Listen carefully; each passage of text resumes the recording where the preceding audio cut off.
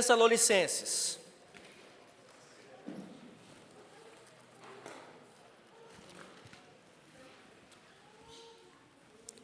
Primeira Tessalonicenses, nós vamos ler o capítulo 1, dos versos 1 a 10.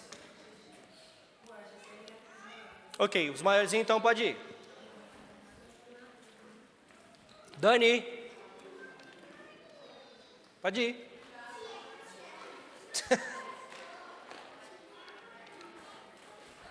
Pode ir.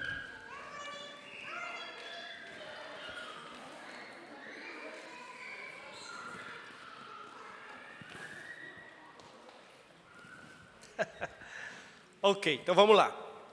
Espera aí, deixa o pessoal terminar de entrar aí e a gente começa a leitura, tá bom?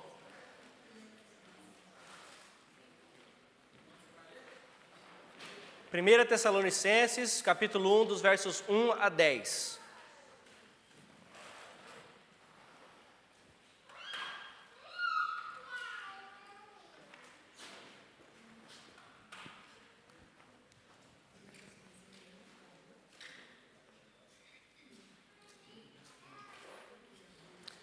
Vamos lá então?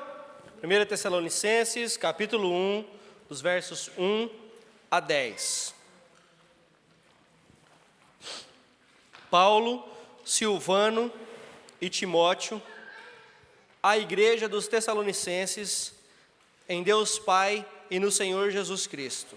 A vocês, graça e paz da parte de Deus e de nosso Senhor Jesus Cristo. Sempre damos graças a Deus por todos vocês. Mencionamos em nossas orações. Lembramos continuamente diante de nosso Deus e Pai o que vocês têm demonstrado. O trabalho que resulta da fé, o esforço motivado pelo amor e a perseverança proveniente da esperança em nosso Senhor Jesus Cristo. Sabemos, irmãos, amados de Deus, que Ele os escolheu porque o nosso Evangelho não chegou a vocês somente em palavra, mas também em poder, no Espírito Santo e em plena convicção. Vocês sabem como procedemos entre vocês em seu favor. De fato, vocês se tornaram nossos imitadores e do Senhor, pois, apesar de muito sofrimento, receberam a palavra com alegria que vem do Espírito Santo. Assim, tornaram-se modelo para todos os crentes que estão na Macedônia e na Acaia. Porque, partindo de vocês, propagou-se a mensagem do Senhor na Macedônia e na Acaia. Não somente isso, mas também por toda parte tornou-se conhecida a fé que vocês têm em Deus. O resultado é que não temos necessidade de dizer mais nada sobre isso, pois eles mesmos relatam de que maneira vocês nos receberam e como se voltaram para Deus, deixando os ídolos a fim de servir ao Deus vivo e verdadeiro, e esperar dos céus seu Filho, a quem ressuscitou dos mortos, Jesus, que nos livra da ira que há de vir. Amém? Amém. Pai Santo, diante de Ti e da Tua palavra, Senhor, nós nos curvamos mais uma vez em adoração, em respeito, em temor, e pedimos mais uma vez, fale conosco através da Tua palavra, Senhor, que possamos sair daqui transformados, diferentes da maneira que entramos, porque vamos ouvir da Tua palavra e principalmente vamos ser exortados por ela. Que a Tua igreja seja realmente uma igreja que glorifique ao Senhor em todas as coisas, na adoração aqui, no louvor, na pregação da Tua palavra e também no nosso viver. Ajude-nos, ó Pai, nós te pedimos em nome de Jesus. Amém. Amém. Irmãos que estão aqui e aqueles que nos assistem, antes de nós partirmos aqui para a nossa exposição, nesses 10 versículos que nós acabamos de ler, eu gostaria de fazer algumas ressalvas, rapidinho. Antes de partirmos propriamente dito para o texto fala, Paulo aqui está falando de uma igreja que é uma igreja excelente, de uma igreja que ele amou, não só do amor de pregar o evangelho, mas a igreja que ele amou, porque essa igreja deu testemunho do evangelho que lhe foi ensinado. Então, antes de falar isso, eu gostaria de fazer essas ressalvas. O fato de nós sermos chamados e escolhidos por Deus não nos torna perfeitos. Concordam? Que bom. O fato de nós sermos chamados igreja de Cristo também não nos torna perfeitos. Porque perfeito é aquele que chamou e salvou, e perfeito é aquele que virá buscar a sua igreja. Esse sim é perfeito, o nosso Senhor e Salvador. Amém? Então não somos perfeitos. Na verdade, eu gostaria que vocês enxergassem igreja, povo separado, povo tirado do mundo para viver para a glória de Deus. E quando eu digo tirado do mundo, não é tirado desse mundo, ainda não, mas separado dele, para viver para a glória de Deus. Isso é igreja, ok? Então, quando nós olhamos para a igreja, eu não gostaria que você enxergasse a igreja como se fosse um mosteiro gigantesco, cheio de gente santa lá dentro, que não tem pecado algum, que vive em harmonia, com as suas vestes brancas. Ainda não, ainda não. Então não olhe a igreja assim, porque a igreja, na verdade, eu gostaria que vocês olhassem para a igreja como se nós estivéssemos num campo de concentração de guerra. Já assistiu filme de guerra? Já assistiu? Eu gosto de filme de guerra, principalmente história. Eu amo filme de guerra que conta história, e a gente vê a irmandade daqueles homens, daqueles soldados, o relacionamento que eles têm, um ajudando o outro, um buscando o outro, um impulsionando o outro. Eu amo isso. Então vamos olhar a igreja como se fosse um campo de concentração de guerra. Lá fora, o campo de batalha.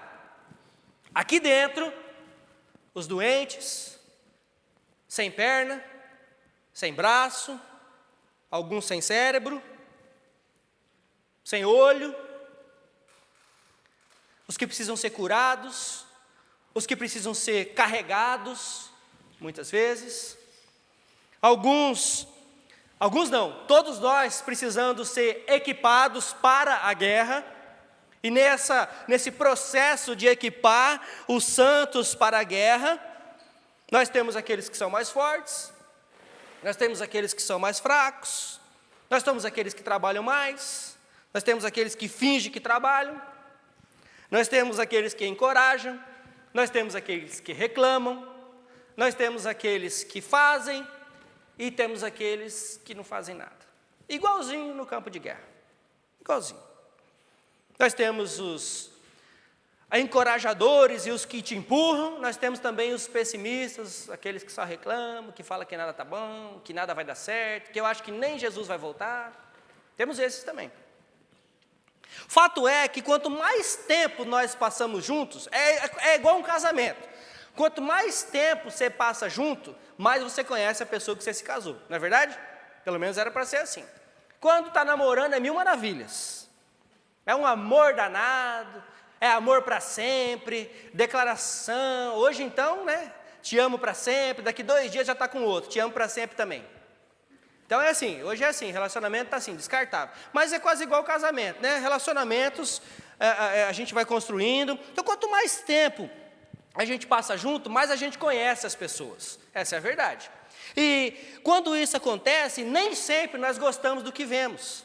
Por quê? Porque nós começamos a enxergar as falhas, nós começamos a ver que, olha, não é tão legal assim, não é tão isso ou aquilo que eu achei que fosse. Mas isso é igreja. Isso é igreja. Isso é ser igreja. Imperfeita, cheia de gente precisando de ser curada, cheia de gente precisando de ajuda. Esse aqui é o hospital do campo de concentração. É aqui onde estão os doentes. É aqui onde está o... Eu ia falar uma palavra lá do interior agora. Aqui é onde está os pebados. Sabe o que é pebado? Os arrebentados, estragados. Pebado você lembrou, né? É isso. É aqui onde está. Então vamos lá. Dito isso, agora eu quero chamar a atenção para uma igreja que assim como nós, assim como a nossa igreja, também passou pelos mesmos dilemas, passou pelas mesmas dificuldades, foram inclusive perseguidos por causa de Cristo, coisa que nós ainda não somos, diga-se de passagem. Nós temos ainda plena liberdade, nós não somos perseguidos, não da maneira que eles eram, porque eles eram perseguidos, eles perdiam emprego, eles perdiam casa, eles perdiam tudo, ficavam na rua, tinham que sair, mortos. Nós não somos perseguidos dessa maneira. Talvez exista um outro tipo de perseguição mais obscura, mas não assim, ainda não. Ok? Então, dito isso, nós vamos ver então o que Paulo falou dessa igreja, e esse é o título da mensagem de hoje: a igreja que glorifica a Deus. Vamos ver então, de acordo com o texto que nós lemos, algumas qualidades dessa igreja. Primeiro, a guisa de introdução, nós sabemos que foi o apóstolo Paulo quem fundou a igreja de Tessalônica durante a sua segunda viagem missionária. Paulo ficou naquela igreja, naquela cidade, 3 semanas. 3 semanas. Foi lá, plantou a igreja, ensinou, deixou um pastor lá e partiu para fazer outra viagem. Ó, coisa boa, plantador de igreja.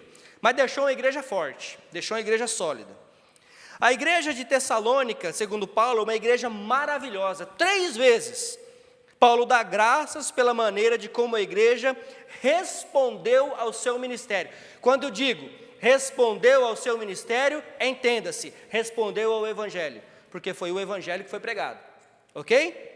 Então vamos lá. 1 Tessalonicenses 1:2 diz: sempre damos graças a Deus por todos vocês, mencionando-os em nossas orações. Depois, Tessalonicenses 2:13, Paulo também diz o seguinte: também agradecemos a Deus sem cessar o fato de que ao receberem da nossa parte a palavra de Deus, vocês a aceitaram, não como palavra de homens, mas conforme ela verdadeiramente é, como palavra de Deus, que atua com eficácia em vocês, os que creem. Os que creem, preste atenção nisso. Depois, Paulo também fala no capítulo 11 cadê? Aqui. Capítulo 11 não tem, né? Capítulo 3, verso 9. Capítulo 3, verso 9 de 1 Tessalonicenses. Ele vai e diz: como podemos ser suficientemente gratos a Deus por vocês, por toda a alegria que temos diante dele por causa de vocês. Olha só o que Paulo fala da igreja, gente. Olha o que Paulo diz a respeito da igreja. Então nós vemos aqui que ele tem profundo amor, profunda paixão pela igreja. Alguém fala com o rapaz ali, por favor? Profunda paixão, profundo amor pela igreja, ok? Então essas são algumas das características da igreja. A primeira, nós sabemos que Paulo diz que a igreja, esse povo é um povo escolhido por Deus, dos versos 1 a 4, povo escolhidos por Deus. A palavra igreja, como eu disse, significa povo chamado para fora, povo separado do mundo, ok? Sempre que você lê sobre chamado na Bíblia, sempre começa com Deus, nunca com o homem, nunca com o homem. O chamado, a salvação começa sempre com Deus, nunca com o homem. Deus está chamando um povo para fora do mundo, um povo santo, separado. João 17, Jesus se referiu várias vezes aos crentes como aquele que o Pai lhe deu, os tirando do mundo. Amém? João 17, 2, João 17, 6, João 17, 9, João 17, 11 e de 12 a 24. Leia João 17. Marque aí, eu não vou ler não para a gente... Tem muito versículo para a gente citar hoje, mas marque aí nas suas notas. João 17. Ok? Paulo disse que sabia que os crentes de Tessalônica tinham sido escolhidos. Verso 4, que nós acabamos de ler. Sabemos, irmãos, amados de Deus, que Ele os escolheu. A salvação começa com Deus. João capítulo 15, verso 16 diz: vocês não me escolheram, mas eu os escolhi para irem e darem bom fruto, fruto que permaneça, a fim de que o Pai lhes conceda o que pedirem em meu nome. Efésios 1:4, porque Deus nos escolheu nele antes da criação do mundo para sermos santos e irrepreensíveis em sua presença. O inteiro plano da salvação começou no coração de Deus, e em sua misericórdia, Ele não nos deu o que nós merecíamos. Amém? O plano inteiro de salvação começou com Deus. A salvação, ela envolve o amor de Deus. Primeiro, ela envolve o amor de Deus. Paulo chamou os crentes de irmãos amados de Deus. Foi o amor de Deus que tornou o Calvário realidade. Foi o amor de Deus. Abram comigo aí, Romanos capítulo 5, verso 8. Romanos capítulo 5, verso 8. Diz assim: mas Deus demonstra seu amor por nós. Cristo morreu em nosso favor quando ainda éramos pecadores. Começa com Deus. Deus, em sua graça, não nos deu o que merecíamos.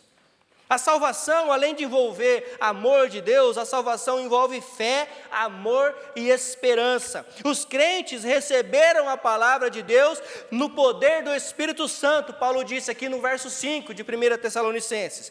Essa mensagem transformou a vida deles, verso 9. O crente que ama a Cristo, ele guarda a sua palavra e aguarda a sua segunda vinda. Nós não podemos viver como se Cristo já tivesse terminado a sua obra. Não, ele terminou momentaneamente, mas a sua obra vai estar inteira, completa, realmente perfeita quando ele voltar para buscar a sua igreja. Então nós não podemos viver como nécios, como se nós não soubéssemos, como se não houvesse amanhã, como dizia o cantor. Não é? Nós não podemos viver assim. O povo escolhido de Deus é um povo que tem uma fé ativa. Nós precisamos ter fé ativa. O povo escolhido de Deus, ele tem um amor abnegado. O povo escolhido de Deus, ele tem uma esperança firme. Nós precisamos ter esperança. Irmãos, Cristo vai voltar. Eu fico pasmo de ver o ânimo de vocês.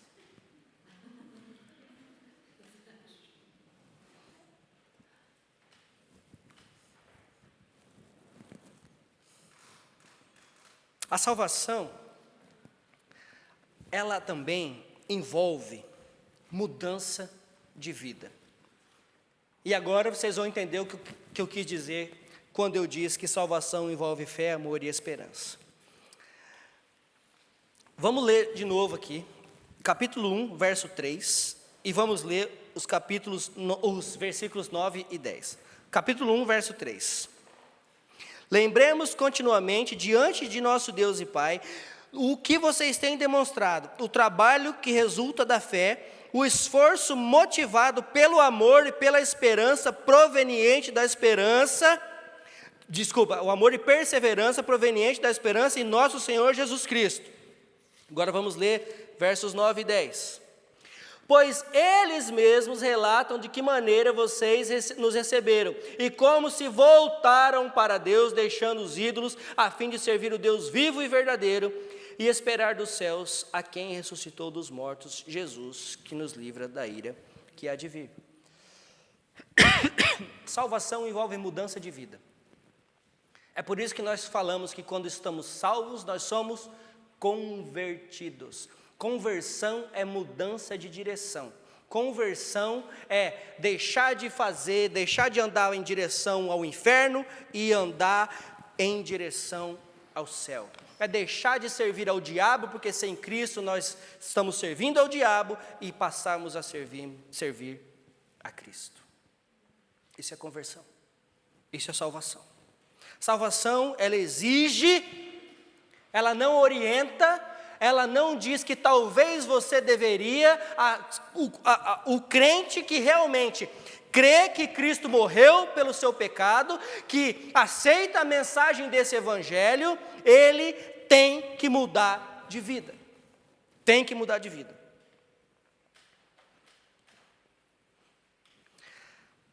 Veja, esses crentes de Tessalônica, eles deixaram os seus ídolos e se converteram ao Deus único. Mudança de vida. Eles deixaram os seus ídolos para servir ao Deus vivo.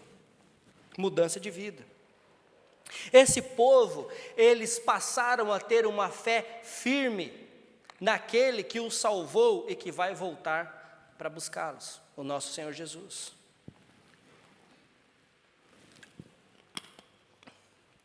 Aquele que se diz crentes no Senhor Jesus e não tem evidências de mudança na vida, está enganando a si mesmo. Se eu digo que eu sou crente no Senhor Jesus e não tenho mudança nenhuma, eu continuo com o mesmo comportamento, com o mesmo pensamento, com os mesmos pecados que eu tinha antes, eu preciso rever o meu conceito de salvação e de transformação e de mudança e de regeneração. Eu preciso rever meus conceitos. Então, nós aprendemos aqui, e vale ressaltar, que nada disso vem de nós mesmos. Ok? Não diga, a partir de hoje eu sou diferente, porque amanhã você vai continuar fazendo as mesmas besteiras. Não faça isso.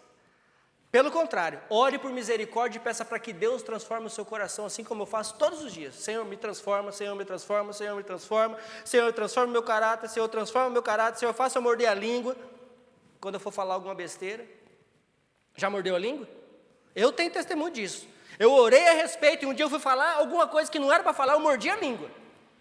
Mordi mesmo. A Adriana rachou o bico de mim. Falou, vai orar. Vai, pecador. É isso mesmo. É verdade. Nós podemos orar assim. Nós podemos pedir transformação. Nós podemos pedir essas coisas para Deus. Não tem problema. O que não pode é você bater no peito e falar que você vai fazer por você mesmo.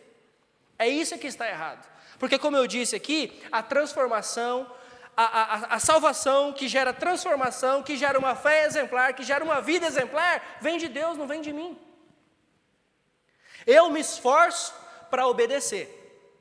Essa é a minha parte. Eu tenho essa minha responsabilidade. A minha responsabilidade de viver segundo o que eu prego. A minha responsabilidade de seguir os ensinamentos dos quais eu falo que são verdadeiros, que é um manual de fé e prática para a minha vida. Correto?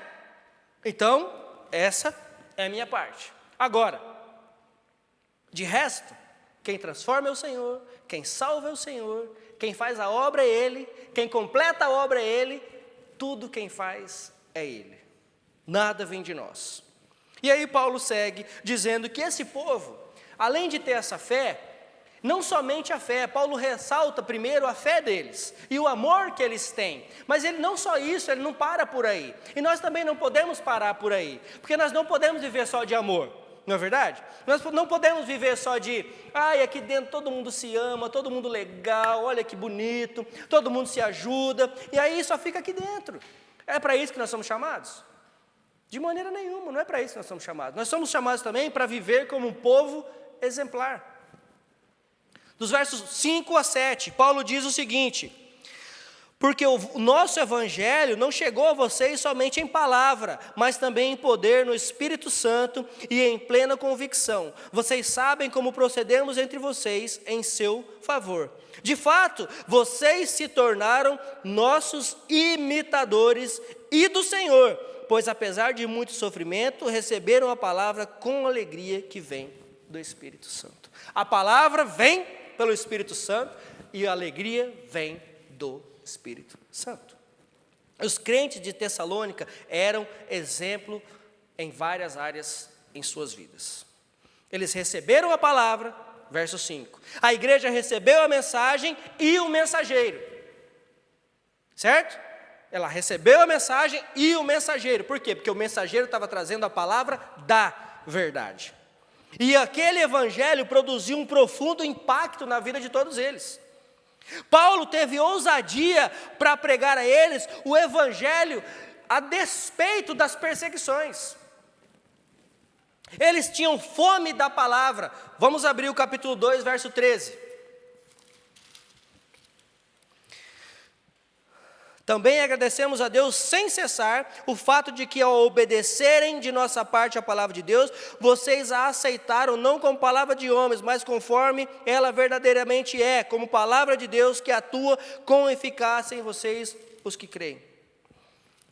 Eles eram obedientes à palavra. Eles não só ouviram, eles tinham fome de aprender da palavra. E eles também eram obedientes à palavra. O Evangelho, ele precisa ser nas nossas vidas como se fosse uma bomba. Tem que destruir tudo.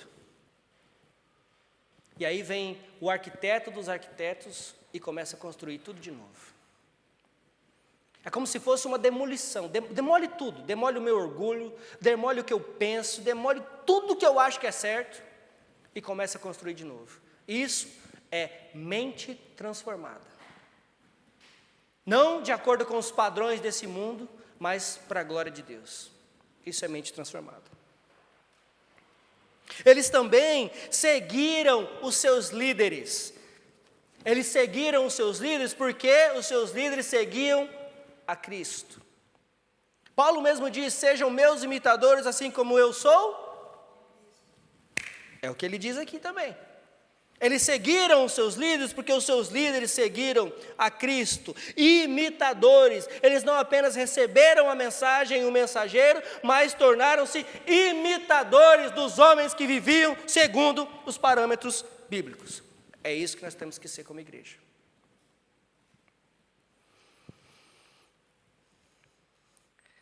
Veja, quem não é um imitador de Cristo, não pode se tornar exemplo de imitador de Cristo. Certo?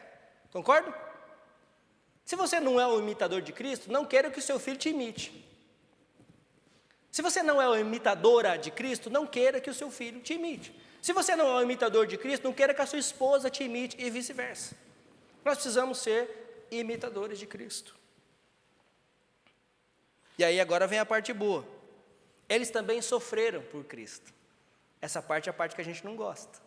A gente gosta do amor, das bênçãos, imitadores, até aí está tudo bem. Agora, quando vem a parte do sofrimento, vejam, eles abandonaram os seus ídolos. Ao abandonar os ídolos e se voltarem para o Deus único, esses crentes, eles despertaram ódio nas pessoas ao seu redor.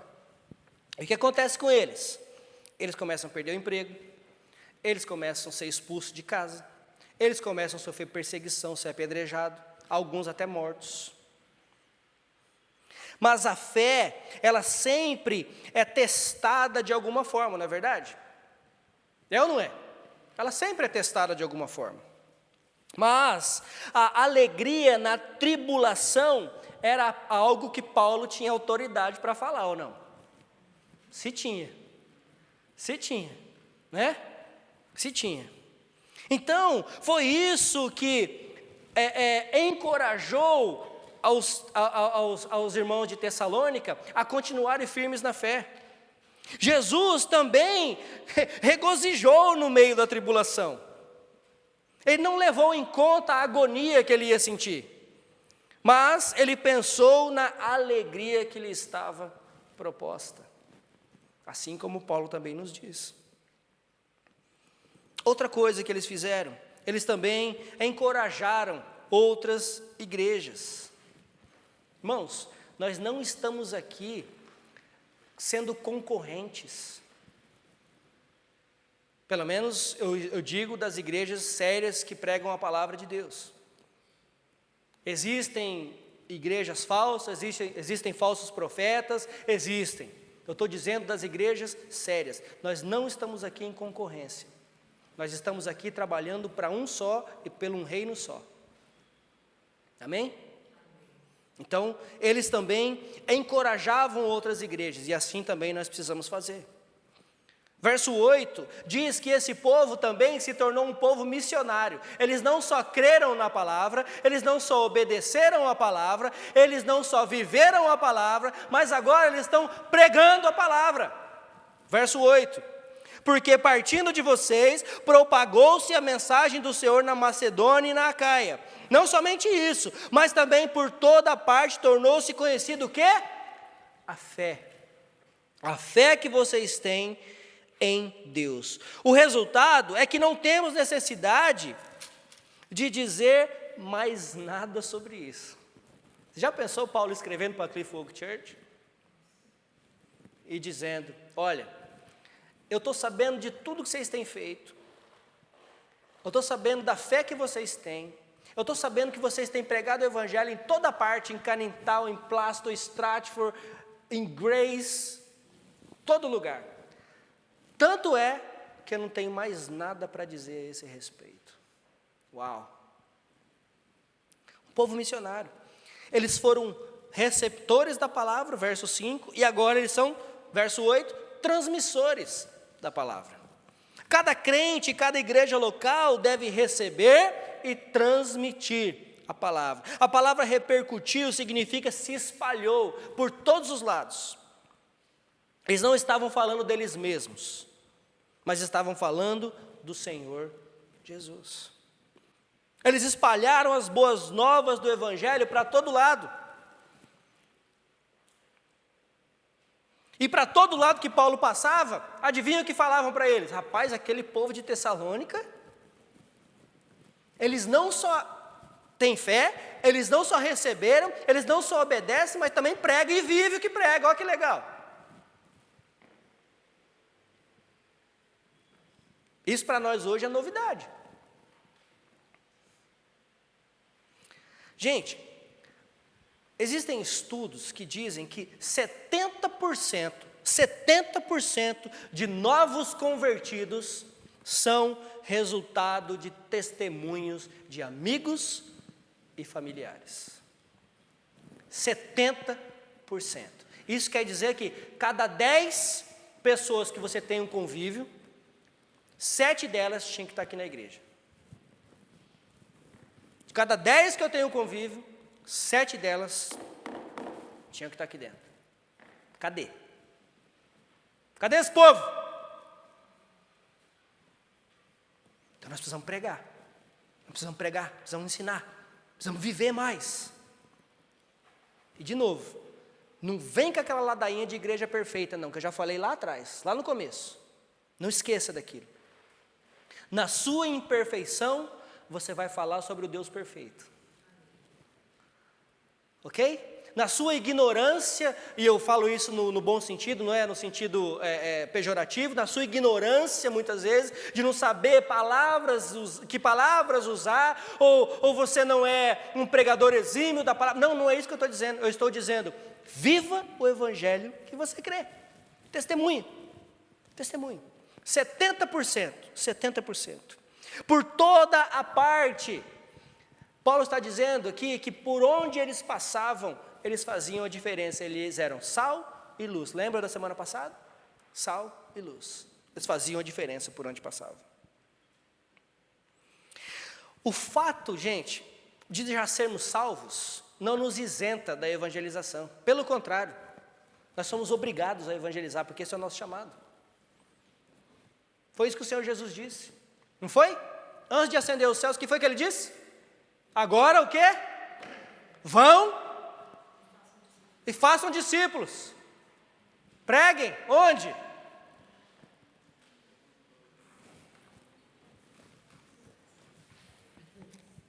Prega onde? Obrigado, Anália. Todos os lugares, para todos. Nós precisamos, gente, de igreja, pessoas, nós precisamos de igreja entusiasmadas em pregar o Evangelho. Não é só o pastor, não é só o evangelista, não é só o ministério de louvor. Igreja, nós somos a igreja. E por último, Paulo ressalta o que nós precisamos voltar a falar, porque parece que está um pouco perdido nos púlpitos, sobre a volta de Cristo. Sobre a volta de Cristo. Não se fala mais sobre a volta de Cristo. Aliás, tem lugares que você vai que parece que Cristo nem vai voltar mais. Ou que está num futuro tão distante, que não, vamos viver hoje, vamos aproveitar a vida, que o amanhã a Deus pertence, não é mesmo? Alguns dizem.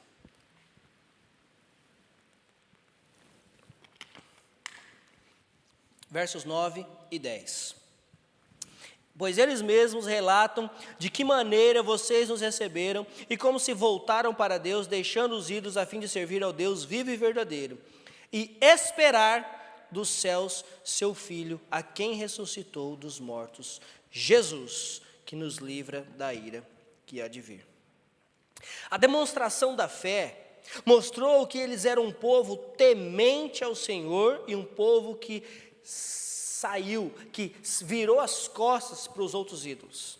A demonstração de amor fez deles um exemplo e um modelo de crentes entusiasmados e estavam prontos a viver e pregar o Evangelho. A firmeza da esperança na fé fez deles um povo esperançoso, olhando para o alto, esperando o retorno de Cristo. Hebreus 12, 2. Fite os seus olhos no Senhor Jesus, o autor e consumador da nossa fé. É nele que os nossos olhos têm que estar fixos. Eles olham para a segunda vida de Cristo com expectativa. Ela representa a consumação de uma vez por todas da nossa salvação e o livramento da ira vindoura. Paulo acabou de dizer aqui. Quando eles adoravam os ídolos, outros ídolos, eles não tinham esperança nenhuma. Que esperança você tinha longe de Cristo? Que esperança você tem que se você tirar o seu olhar de Cristo? Qual é a esperança que você tem? No dinheiro? Nas posses? No carro? Na casa? Quantos de vocês aí experimentaram a morte tão próxima nesses últimos tempos? Quantos de nós? Do que valeu? Do que tem valido? De que adianta eu ganhar o mundo e perder a minha alma? De que tem valido?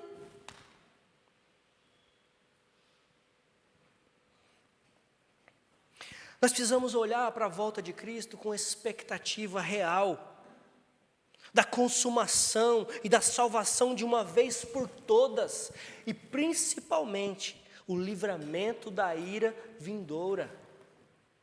Da ira vindoura. As pessoas sem Cristo estão sem esperança no mundo, principalmente o mundo que nós estamos vivendo agora. Cabe a nós pregar sobre Cristo a elas. Cabe a nós ensiná-las. Cabe a nós dar testemunho para elas. O Deus vivo, gente, o Deus vivo, Ele nos deu uma esperança viva.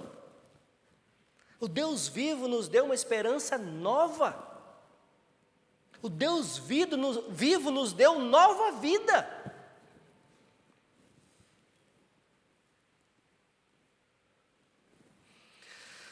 A palavra aguardar significa esperar alguém com felicidade. Quando você vai receber alguém que você ama, quando você vai receber algum visitante que você realmente quer que ele venha, o que você faz? Você limpa a sua casa, você lava a louça, você troca a roupa de cama, você arruma a cama com carinho, você faz um jantar gostoso, você faz tudo isso. Quando você realmente quer receber, né? Estou falando quando você quer receber. Mas é verdade, não é? Você espera com ansiedade, nossa, aquela pessoa que eu tanto amo vai chegar, aquela pessoa que eu tanto espero vai vir me visitar. E você espera com ansiedade, você espera com amor, com alegria, não vê a hora de baterem na porta. Assim está o Senhor Jesus às portas, Ele está batendo as portas. É assim que nós devemos esperar o nosso Senhor, arrumando a nossa casa, arrumando a nossa casa. esperando a vinda do nosso Salvador. Aguardar envolve atividade e perseverança. Nós não estamos aguardando mais sinais. Você está aguardando os sinais da vinda de Cristo? Eu não estou, porque a Bíblia já disse que Ele vai voltar. Você está aguardando sinais? Para que você está aguardando sinais? Se a Bíblia já disse que Ele vai voltar, isso é fato. Você só tem que esperar com expectativa, com fé. É assim que nós temos que viver. Expectativa da segunda vinda de Cristo é um grande estímulo para nós, inclusive para pregar o Evangelho, para aqueles que você ama, principalmente. Nós não podemos colocar nossa cabeça no travesseiro pensando nos nossos amados que não conhecem a Cristo e dormir tranquilo. De maneira nenhuma. De maneira nenhuma.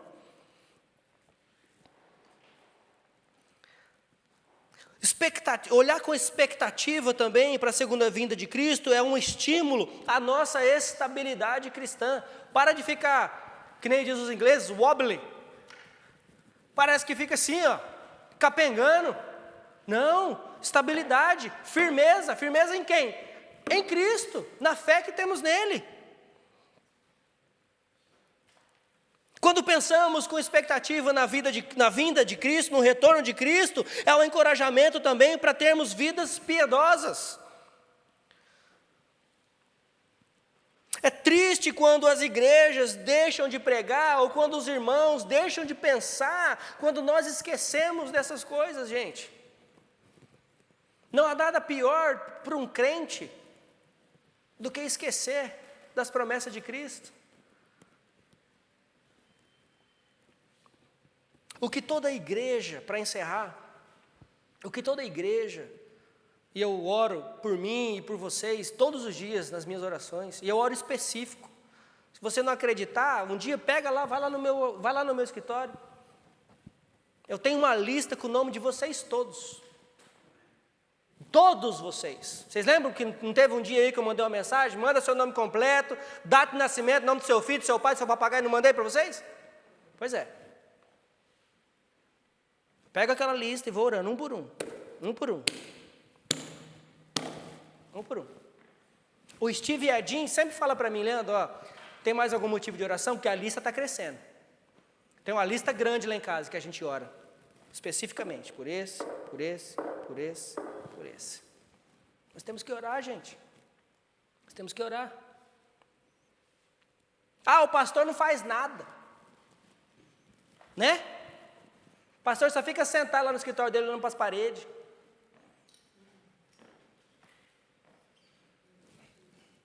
Pois é.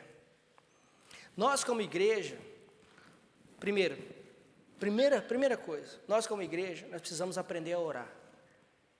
Precisamos aprender a orar. Eu falo isso todo mês e vou falar de novo. A reunião de oração da última quinta-feira do mês é o evento da igreja que menos temos pessoas.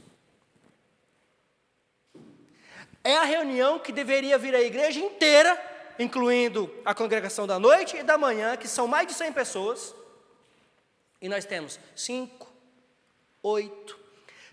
O último mês nós regozijamos de alegria, tinha 12. Fiquei feliz da vida. O Trevor então quase saiu pulando na rua. Tinha 12.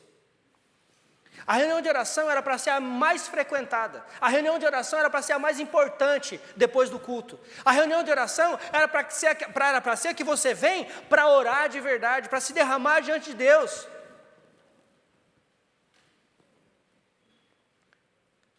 Então nós precisamos aprender a orar.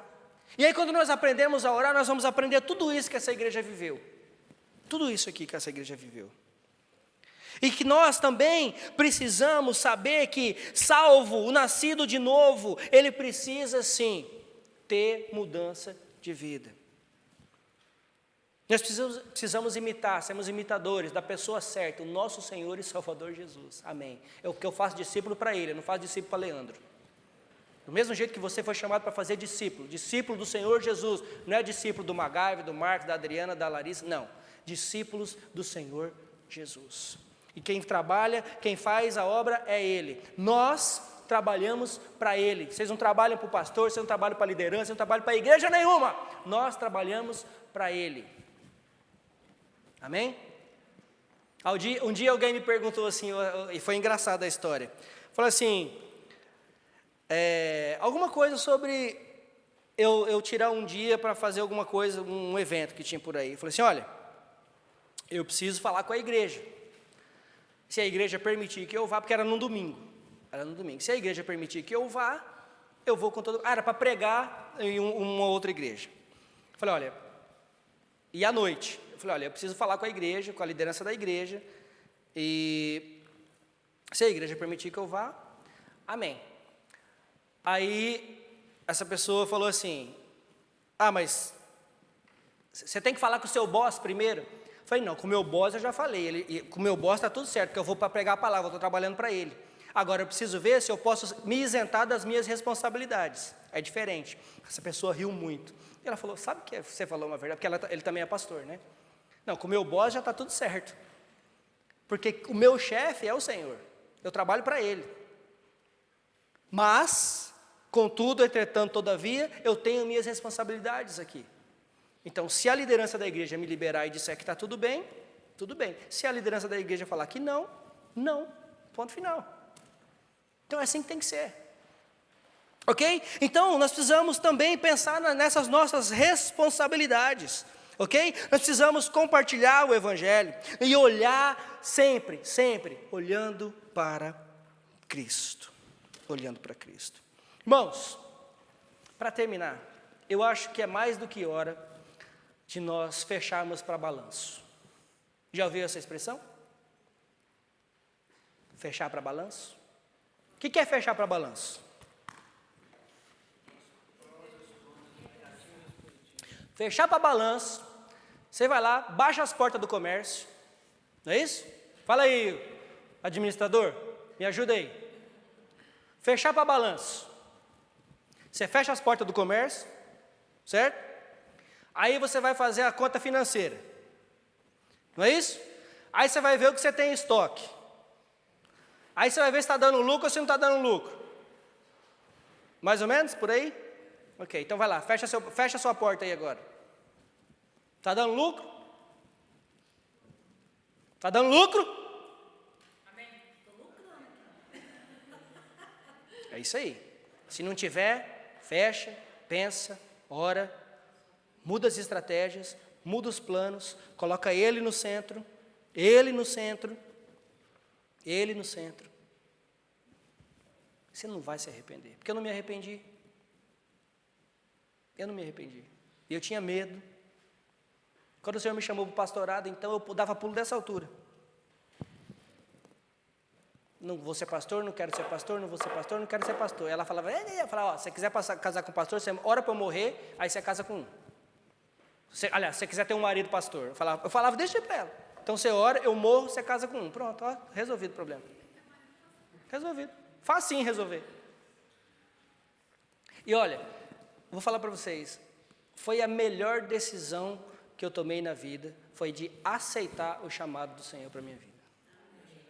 Mesmo com todos os percalços, mesmo com esse monte de gente feio, mesmo com esse... Tá tudo bem, tá tudo bem. Só o Marcos não, o Marcos é gatão. É o galão, o Marcos é galão. Mas irmãos, eu encorajo vocês, quero encorajar vocês. Fecha para balanço, pensa como você tem vivido a sua vida cristã, como você tem encarado as coisas, os sofrimentos que vocês estão passando, nada se compara à glória que há de vir. Nada, absolutamente nada. Nada, absolutamente nada. E não há coisa melhor do que você deitar a cabeça no travesseiro e saber que Deus está no controle. Ele não está no controle da sua vida, como diz o pastor Hernandes Dias Lopes, que eu gosto muito, ele não está no controle só da sua vida. Deus está sentado na sala de controle do universo. Esse é o nosso Deus. Esse é o nosso Deus. Vamos orar? Vamos levantar, por favor.